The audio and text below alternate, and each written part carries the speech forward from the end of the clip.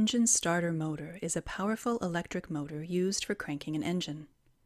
The starter motor has a pinion, which meshes with the teeth on the flywheel of the engine and turns the crankshaft. The model shown here is a pre-engaged type starter motor used in modern vehicles. It uses an electric motor to provide torque to the crankshaft. The power for this motor can be drawn from the battery. A simplified circuit of power supply is shown here. The power from the battery is supplied to a solenoid. An ignition switch is installed between the battery and the solenoid to turn the power on and off. The solenoid is an electromagnet which requires small current to get energized. As the ignition switch is turned on, the solenoid gets energized.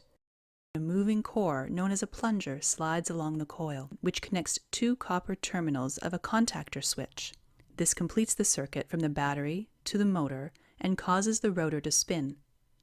When the solenoid is de-energized, the core returns back and disconnects the motor from the battery. We may wonder why the solenoid and the contactor are used instead of directly connecting the battery to the motor and reducing the complexity. The reason behind not using this circuit is the high current demand of the motor. The motor is considerably powerful and demands heavy current for operation. To handle this current, the ignition switch needs to be unusually large. It also requires very thick wires running from the battery to the switch and then to the motor, which is technically inconvenient. This is why solenoid is used, which demands lower current for being energized. The solenoid has another crucial function. It helps to slide the pinion and engage it with a flywheel before the motor starts to spin. As the pinion slides towards the flywheel, it slightly rotates on its axis, as shown here.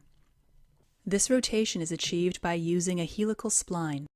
This rotation helps meshing the pinion with the flywheel more conveniently. As the pinion and flywheel is properly meshed, the contactor switch gets closed, and the motor spins. As we can observe that the pinion is considerably small compared to the flywheel, the gear ratio of the flywheel and pinion is generally from 15:1 to 20:1. The high torque obtained from this gear reduction is still insufficient to crank the engine. So, a planetary gear set is introduced to increase the torque further. Planetary gears are incredibly useful for large gear reductions with less weight and limited space. It consists of a sun gear, a ring gear, a carrier, and a set of planet gears. In starters, the ring gear is fixed, the sun gear is the input, and the planet carrier is the output. For the setup shown here, the gear ratio is 7:1.